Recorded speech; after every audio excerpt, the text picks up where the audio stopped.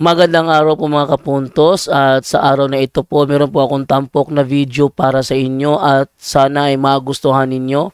Kaya sa mga bago pa po sa aming channel, please po don't forget to hit the subscribe button at ang notification bell para maging notified kayo sa bawat video na ilalabas ko sa channel na ito. At bilang kahilingan po ng punto por punto team at naway maintindihan po ninyo, sana po wag nyo pong i-skip yung mga ads sa aming mga video.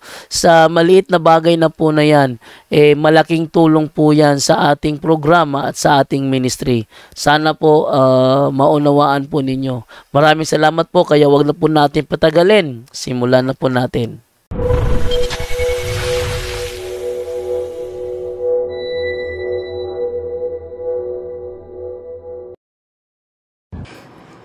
Hello mga kapatid, magandang gabi po sa inyong lahat. At kumusta po kayo? Ngayon mga kapatid, ating tatalakayin itong balita, no? Galing sa ano po ito? Atin itong tatalakayin dahil merong gagawin yung mga satanista, no? For the first time in history, a satanic black mass is scheduled to take place in the Kansas State Capitol building on March 28. Grabe po ito. Magsagawa sila ng satanic mass, no? Even more horrifying, the organizers claim they had secured a consecrated host to desecrate during this vile ritual. Grabe. So sa lahat ng mga simbahan mga kapatid, ang ating pang banal na katawan ng ating Panginoon, no?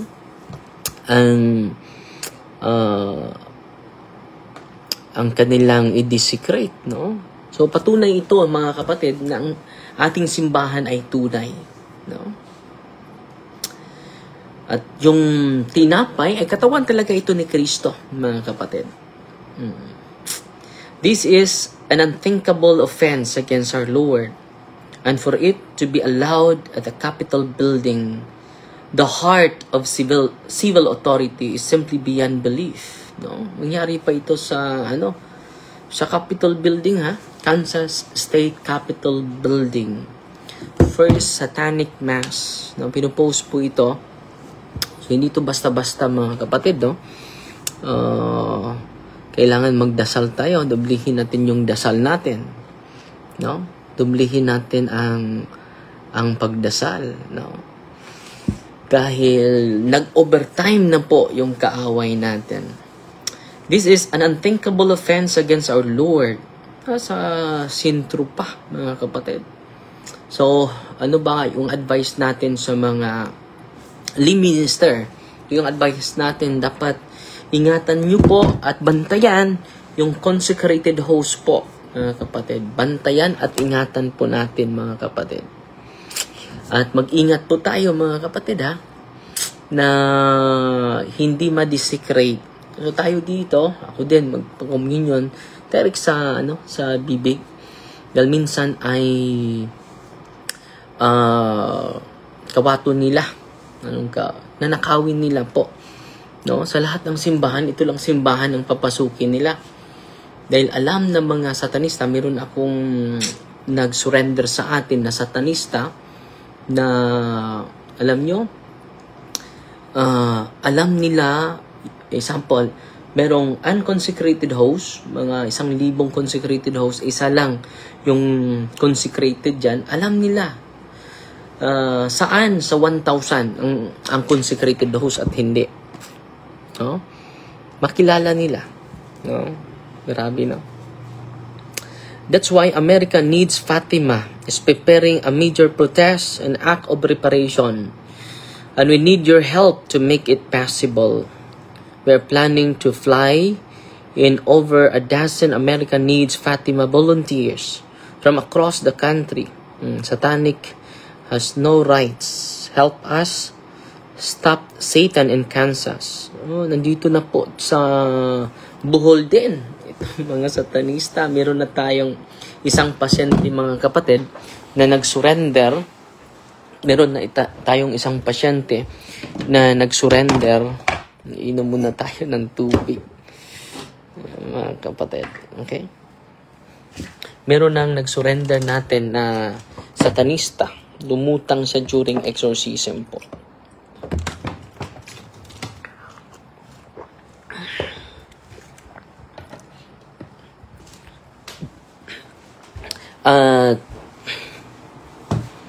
So, I hope isali ninyo sa rosaryo ninyo, dasal ninyo, dahil makatulong po yung prayer natin palagi, mga kapatid.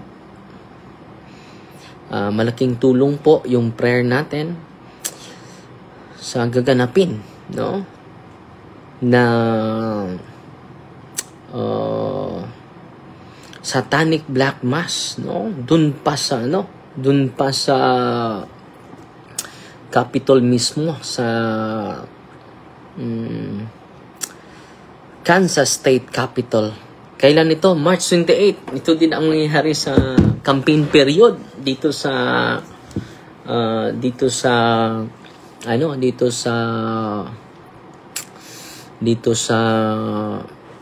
Pilipinas, no? Yan po ang campaign period natin sa Pilipinas. Okay? So we're planning to negotiate more volunteers.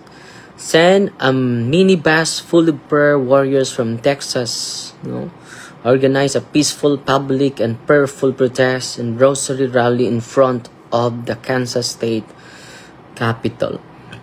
Will you please stand against this horrific blasphemy and defend our Lord in the Blessed Sacrament with persistent prayers and sacrifices? We experienced many victories for God against Satan. For example, SatanCon. Meron na silang SatanCon, ha? Was cancelled last year because of the prayer and protests. Meron na sana silang SatanCon convention. Pero cancelled na last year because of prayer and protest. The same goes with the Black Mass schedule at Harvard in 2014. It was cancelled, thank God.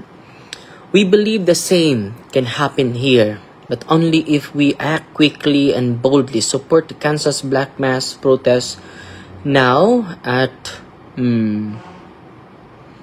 helps us stop Satan in Kansas, no? Merong mga Kristiyano na nagkaisa, no? So ngayon, bago tayo magro-rosaryo, iisali natin sa dasal, ha? Hindi naman tayo makapunta doon.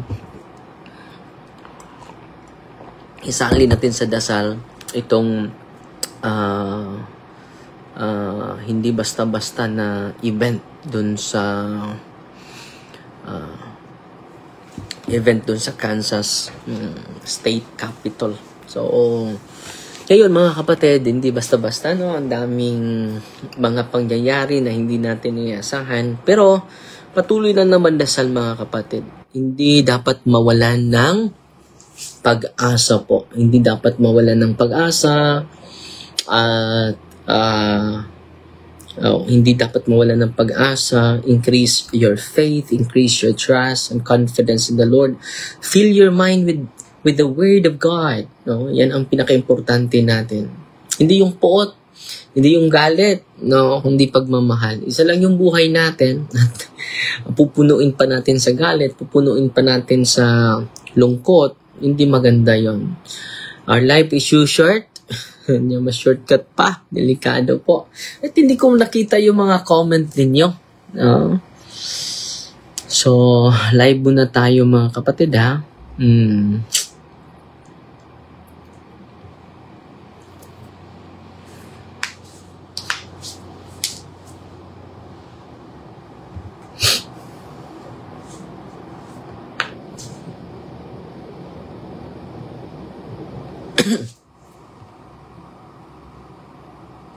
Bakit hindi ko nakita yung mga comment ninyo?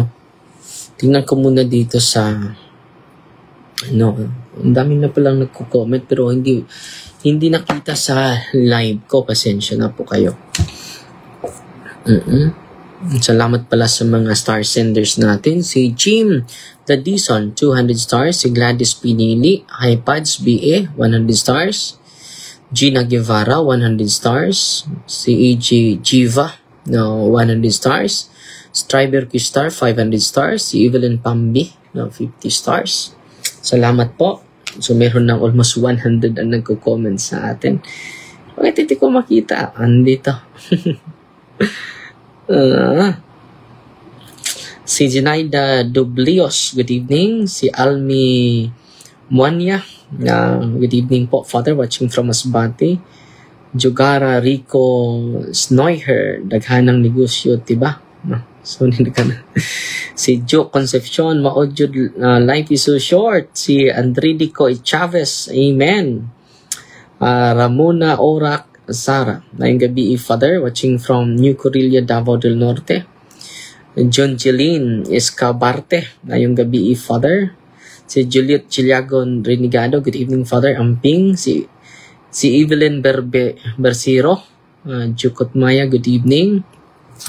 So, ang dami nanood sa atin ngayon. At sana po ay ipagdasal natin po dahil yung mga satanista ay nag-overtime po sa gabing ito. So, do not be fear of negative things, na mangyari sa buhay natin. Increase your faith to the Lord. Do not be afraid, lagi niyang inuulit sa atin. Okay? At sana, huwag kayong mawala ng pag-asa. Increase your faith, increase your love, increase your compassion, increase your devotion to the Lord, mga kapatid. And then, galing pa tayo sa bumisita tayo sa mga kabundukan. And then, nagpakumpisal tayo ng mga matanda na hindi makapunta dito. Every Wednesday po ay magpakumpisal tayo sa mga tao. Si LGN Bisas Hayoma, padala sa atin ng 100 stars. Salamat po, kapatid. At si Joe Barry 4 Panner Salas, At si Evelyn Pambe nanood sa atin ngayon. Salamat po. At sa walang humpay na pagsubaybay, si Gina, sino pa ito? Si Ate Maymay Item is watching. Si Jiki Kito San Miguel watching from Mahungkong Mapit. Si Iman Noyakala. Si Minang Zike Buhulana. Good evening, Father. Amping kanunay dre. God bless you always. Amen. Si Gina Lasconia. Good evening, Father. Watching from Japan. Si Wistone. Nanood sa atin ngayon. So, hindi ko mabasa. Bakit ano nangyari sa ate Facebook? Hindi ko mabasa. So, yun lang po yung pinaka-importanting balita ko sa inyo. So, nag-overtime yung mga satanista. At dito po sa Bohol, meron ng mga satanista po. Sikrito lang. At meron din nag-underground na sila ng membership, Sikrito lang po. So, mag-ingat po tayo. At wag tayong magpadala sa mga, dapat increasean natin yung pananampalataya natin, dapat increasean natin yung knowledge natin sa simbahan natin. Okay? Increase our knowledge to the church. Increase our knowledge to about God, mga kapatid. Yan ang kinakailangan. So, dito din sa isa, hindi ko makita, yung mga messages ko.